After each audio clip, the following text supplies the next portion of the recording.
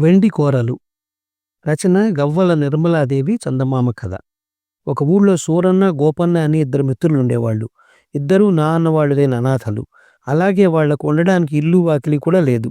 వాళ్ళు పగలల్లా ఊళ్ళో కూలీ నాలీ చేసుకుని వచ్చిన డబ్బుతో బియ్యం, పప్పు, ఉప్పు కొనుక్కుని సాయంకాలానికి ఊరి బయట ఉన్న పెద్ద మర్రి చెట్టు కిందికి చేరేవాళ్ళు. ఆ మర్రి చెట్టు బోదెలో ఒక పెద్ద తొర్ర ఉన్నది. అందులోనే వాళ్ళు వంట పాత్రలు, బట్టలు అవి దాచుకునేవాళ్ళు. చెట్టు కిందే 3 రాళ్లు పేర్చి వంట ముగించి దాపలనున్న మడుగులో స్నానం చేసి రాత్రి వండుకున్నది వేడివేడిగా తిని ఉదయానికి కొంత మిగుల్చుకునేవాళ్ళు. తర్వాత తుండుగుడ్డలు పరుచుకుని చీకు చింత లేకుండా నిద్రపోయేవాళ్ళు. ఈ విధంగా వాళ్ళ ఇల్లు, వాకిలి అంతా ఆ మర్రి చెట్టే. సూరన్న, గోపన్నలకు కొండంత ఆశ ఒకటుండేది. అదేమంటే ఏనాటికైనా ఆ చెట్టు ప్రాంతాల ఒక గుడిసె వేసుకుని పెళ్ళిళ్ళు చేసుకుని స్థిరపడిపోవాలని. అందుకోసం వాళ్ళు కొంత డబ్బు కూడబెట్టి దాచుకోవడం ప్రారంభించారు. ఒకరోజు సాయంత్రం మిత్రులిద్దరూ కూలి పనులు ముయ్యగానే బియ్యం అవి కొనుక్కుని చెట్టు దగ్గరికి పోయి వంట పని ప్రారంభించబోతున్నంతలో చెట్టు త్వరలోంచి 2 పొడవైన చేతులు వంట పాత్రలు వాళ్ళకు అందించాయి. ఇది చూసి సూరన్న, గోపన్న ఆశ్చర్యపోతున్నంతలో చాటంత ముఖం ఉన్న భూతం ఒకటి త్వరలోంచి తొంగి చూసి, మీరు లేనప్పుడు మీ త్వరలో చేరినందుకు ఏమి అనుకోకండి మిత్రులారా అన్నది. ఆ మాటలతో వాళ్ళు ధైర్యం తెచ్చుకొని, ఎన్ని గుండెలు నీకు, మేం లేనప్పుడు మా చెట్టు త్వరలో జొరబడమే కాక ఇంత వాళ్ళమైన మమ్మల్ని మిత్రులారా అంటూ వరుసొకటి కలుపుతావా, బయటికి రా, నీ అంతు తేల్చేస్తాం అన్నారు. వాళ్ళ అనగానే భూతం దమ్మిడి అంత ముఖం చేసుకుని త్వరలోంచి చెంగున బయటికి దూకి సూరన్న, గోపన్నల కాళ్ల మీద పడి గొల్లుమంటూ, మీరు కూడా కాదు కూడదంటే నేనెక్కడ తలదాచుకోగలను, నాతోటి భూతంగాళ్ల మధ్య ఉండేందుకు నాకెలాగూ అర్హత లేదు. వాళ్ళు నన్ను వెలివేశారు. మిమ్మల్ని ఒక రోజల్లా చాటుగా ఉండి గమనించి మంచివాళ్లని మీ పంచ చేరాను అన్నది. భూతం దుఃఖం చూసి మిత్రులిద్దరూ కాస్త శాంతించి, నీ తోటి వాళ్ల మధ్య ఉండడానికి నీకు అర్హత లేదా, కారణం ఏమిటి అని అడిగారు. అప్పుడు భూతం నోరు బాణలా తెరిచి చూపించి, చూశారు కదా, నా కోరలు 2 ఊడిపోయాయి.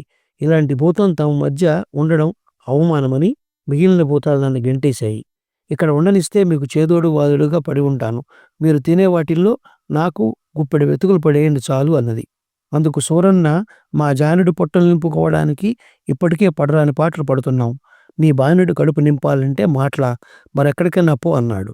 అయితే గోపన్న సూరన్నను తొందరపడవద్దని భూతంతో, ఇంతకు నీ కోరలు ఎలా ఊడిపోయాయో చెప్పావు కాదు అన్నాడు. భూతం గోపన్న కేసు దిగులుగా చూస్తూ, ఇదంతా ఒక పెద్ద కథ అంటూ ఏదో చెప్పబోయేంతలో సూరన్న కోపంగా, కూలీనాలి చేసుకుని బతికే మాకు పెద్ద కథ కాదు కదా, చిన్న కథ కూడా వినే తీరుబాటు లేదు అని గోపన్నతో, ఒరే నీకు బుద్ధి ఉందా, ఏ భూతం కోరలు ఎలా ఊడితే నీకెందుకు అన్నాడు. అప్పుడు భూతం ఏడుపు గొంతుతో, కోరలు లేనందువలనే కదా నా ఆహారం నేను సంపాదించుకోలేని అసమర్థుడినైపోయాను. ఛీ, నాలాంటి చచ్చుభూతం ఉంటేం లేకపోతేం అంటూ తలను మర్రి చెట్టు బోదికేసి గట్టిగా కొట్టుకున్నది. అది చూసి సూరన్నకు కూడా మనసు కరిగి, సరే అట్టే దిగులు పడక ఇక్కడే బుద్ధిగా పడి ఉండు అన్నాడు. భూతం ఆ మిత్రులిద్దరికీ వంగి వంగి దండాలు పెట్టింది. గోపన్న మరొకసారి భూతాన్ని కోరలు ఊడిపోయిన కారణం ఏమిటో చెప్పమని అడిగాడు. భూతం అందుకు పెద్దగా నిట్టూర్చి, సమయం వచ్చినప్పుడు తప్పక చెబుతాను, ఇప్పటికే బాగా చీకటి పడిపోయింది, వంట ప్రారంభించాలి అని చిటికలో వంట పూర్తి చేసి సూరన్న, గోపన్నలతో పాటు తాను వడ్డించుకు తిన్నది. భూతం వంట మిత్రులిద్దరికీ చాలా బాగున్నది. తృప్తిగా తిన్నారు. మరుసటి రోజు ఉదయం భూతం సూరన్న, గోపన్నల కంటే ముందుగానే నిద్రలేచి చెట్టు కింద ఉన్న చెత్తా చెదారమంతా ఊడ్చి శుభ్రం చేసింది. తరువాత వాళ్ళ మాసిన బట్టలన్నీ మడుగు దగ్గరికి తీసుకుపోయి మల్లె పువ్వుల్లా ఉతికి ఆరవేసింది. వంటకు కావలసిన ఎండు పుల్లలు ఏరుకు వచ్చింది. భూతం పనితనం చూసి మిత్రులిద్దరూ ముచ్చటపడ్డారు. సూరన్న, గోపన్నలు ఆ రోజు మునుపటి కన్నా ఎక్కువగా కష్టించి పనిచేశారు. ఎందుకంటే ఇప్పుడు భూతం పోషణ భారం కూడా వాళ్ళ మీద పడింది. అనడానికి భూతం గుప్పెడు మెతుకులు చాలన్నా రాత్రి కుండెడన్నం అవలేలగా తినేసింది.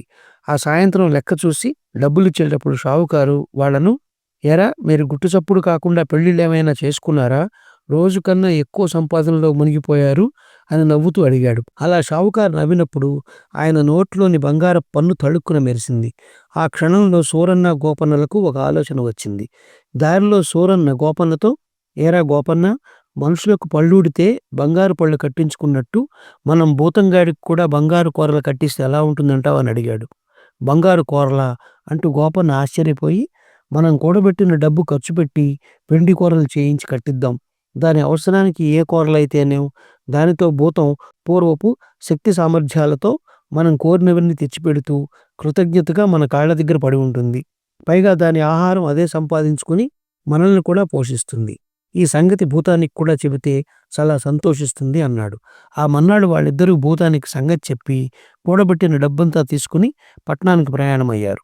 భూతం కళ్ళ వెంట ఆనంద బాష్పాలు రాల్చింది. పట్టణం చేరిన మిత్రులిద్దరికీ ఒక అనుమానం వచ్చింది. వెండి బంగారు వస్తువులు చేసి ఎవడి వద్దకైనా వెళ్ళి కూరలు చేసి ఇవ్వమని ఎలా అడగడం? వాళ్ళు ఒకళ్ళిద్దరిని అలా అడగగా వాళ్ళు సూరన్న గోపన్నలను దెయ్యాలను చూసినట్టు చూసి దడుచుకున్నారు. మిత్రులిద్దరూ కొంతసేపు రకరకాల ఆలోచనలు చేసి చివరకు శరభయ్య అనే అతడి దగ్గరికి వెళ్ళి తాము ఒక నాటక సమాజం మనుషులమని, అందులో భూతం వేషం వేయబోతున్న వాడికి వెండి కూరలు కావాలని కథ కల్పించి చెప్పారు. శరభయ్య సరేనని వాళ్ళ దగ్గర డబ్బు తీసుకుని వారం రోజుల్లో రమ్మన్నాడు. వాళ్ళు వారం గడిచాక శరభయ్య దుకాణానికి వెళ్ళారు. ఆ సమయంలో శరభయ్య పక్కన 7 ఏళ్ల కుర్రాడు ఉన్నాడు.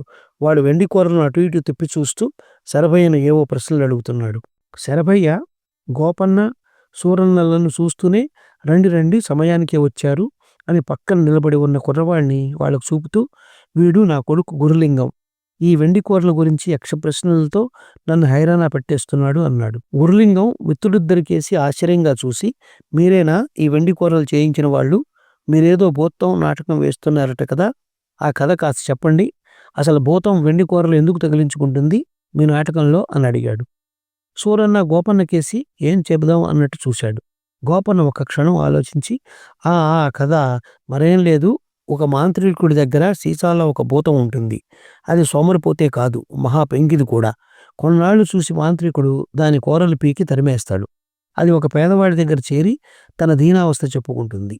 వాడు జాలిపడి తను కూడబెట్టిన డబ్బుతో దానికి 2 వెండి కూరలు చేయించి ఇస్తాడు. అప్పటి నుంచి ఆ భూతం వాడికి ఎంతో సహాయం చేస్తూ బుద్ధిగా ఉంటుంది అన్నాడు. గురులింగం అంతా విని పకపకా నవ్వి, మీ కథలో పెద్ద లోపమే ఉన్నది. సోమరిపోతూ పెంకిదైన భూతం మనిషికి మాత్రం ఎందుకు సాయం చేస్తుంది? కూరలు పెట్టుకుని తన దారిని తాను పోతుంది అన్నాడు. సూరన్న గోపన్నలు వాడి మాటలకు బెదురుకుని వెండి కూరలు తీసుకుని బయలుదేరారు. దారిలో గోపన్న ఆ కుర్రవాడు చెప్పినట్టుగా భూతం మనల్ని మోసం చేయదు కదా అన్నాడు. అందుకు సూరన్న, మనది మంచి భూతంలా కనిపిస్తున్నది, అయినా దాని పుట్టు పూర్వోత్తరాలు అడిగి తెలుసుకుందాం అన్నాడు. వాళ్ళు మర్రిచెట్టు దగ్గరికి వచ్చి శరభయ్య దుకాణంలో జరిగిందంతా భూతానికి వివరంగా చెప్పి, ఆ కుర్రవాడు చెప్పినట్టుగా నువ్వు మమ్మల్ని మోసగించి చూశావో ఆ కనబడే మడుగులో పాతి పెడతాం అన్నారు. భూతం కళ్ళనీళ్లు పెట్టుకుని, ఇప్పుడు నా కూరలు ఎలా పోయాయో ఎంతో మేలు చేసిన మీకు చెప్పక తప్పదు అని ఇలా చెప్పింది. నన్ను పట్టుకుని సీసాలో బంధించిన వాడి పేరు భూతాల ప్రేతయ్య. వాడికి పిశాచాల పీరయ్య అనే మాంత్రిక మిత్రుడు ఒకడున్నాడు. వాడు ఒక భూతాన్ని పట్టుకున్నాడు. ఆ మంత్రగాళ్ళిద్దరూ నా భూతం గొప్ప శక్తి కలదంటే నా భూతం గొప్ప శక్తి కలదని పేచీలు పడుతూ మా మధ్య పోటీలు పెట్టేవారు. తాడి చెట్లను కూకటి వేళ్లతో పీకి భుజాన వేసుకుని ఆమెడు దూరం పరిగెత్తి రావడం, నదిలో దూకి మొసళ్లతో కుస్తీ పట్లు పట్టి వాటిని ఒడ్డున పడవేయడం, ఇలా ఉండేవి ఆ పోటీలు. ఒకసారి ఆ దుష్టులిద్దరికీ ఒక విపరీతమైన ఆలోచన వచ్చింది. 2 బండరాళ్లకు లావుపాటి మోకులు బిగించి కట్టి ఆ మోకును పళ్లతో పట్టుకుని నేను నా సాటి భూతం రాళ్లను కోసుడు దూరంలో ఉన్న ఒక గుట్ట మీదికి లాక్కుపోవాలి. ఈ పోటీ సమయంలో నా 2 కూరలు ఊడిపోయి నేను ఓడిపోయాను. దానితో ఉగ్రుడైపోయిన ప్రేతయ్య నన్ను చింతబరికలతో బాది వెళ్ళగొట్టాడు. నేను మీ పంచం చేరాను. ఇది విని సూరన్న గోపన్న చాలా సంతోషించారు. ఇంత శక్తిగల భూతం తమకు ఎక్కడి నుంచైనా నిధి నిక్షేపాలు తవ్వి తెచ్చిపెట్టగలదనుకున్నారు. ఆ తర్వాత ఈ కూలీ నాలీ పనులు మాని ఒక పెద్ద మేడ కట్టుకుని పెళ్లిళ్ళు చేసుకుని సుఖపడిపోవచ్చు. ఇలా అనుకుంటూ వాళ్ళు భూతానికి వెండి కూరల్ని శరభయ్య చెప్పిన విధంగా అమర్చి దాన్ని మడుగు నీళ్ల దగ్గరకు తీసుకుపోయి నీళ్లలో ముఖం చూసుకో అన్నారు. భూతం నోరు తెరిచి నీళ్లలో తన నీడ చూసుకుని ఉత్సాహంగా చప్పట్లు జరిచి, ఆహా ఏం వెండి కూరలు, ఊడిపోయిన వాటికంటే ఇవే 1000 రెట్లు బాగున్నాయి అంటూ రివ్వున గాలిలోకి లేచి సూరన్న గోపన్నలు ఏదో అడగబోయే లోపల మాయమైపోయింది. మిత్రులిద్దరూ దిగులుగా మర్రిచెట్టుకేసి బయలుదేరారు. అప్పుడు సూరన్న గోపన్నతో, ఒరే చిన్నవాడైనా ఆ శరభయ్య కొడుక్కు ఉన్న బుద్ధి మనకు లేకపోయింది. ఆ కుర్రాడు చెప్పిన తర్వాత అయినా మనం భూతాన్ని తరిమేసి ఉండాల్సింది. ఇదేదో ఒరగబెడుతుందని దాచుకున్న డబ్బంతా దాని వెండి కూరలు ఖర్చు పెట్టేశాం అన్నాడు. జవాబు చెప్పేందుకు గోపన్నకు ఏమీ తోచక అవునన్నట్టుగా తలాడించి ఊరుకున్నాడు. అందుకే అంటారు కోరలున్న పాము చాలా బలమైందని. ఈ కథ నచ్చినట్లయితే షేర్, లైక్, సబ్స్క్రైబ్ చేసి పక్కనున్న గంట ఐకాన్ని కొట్టండి.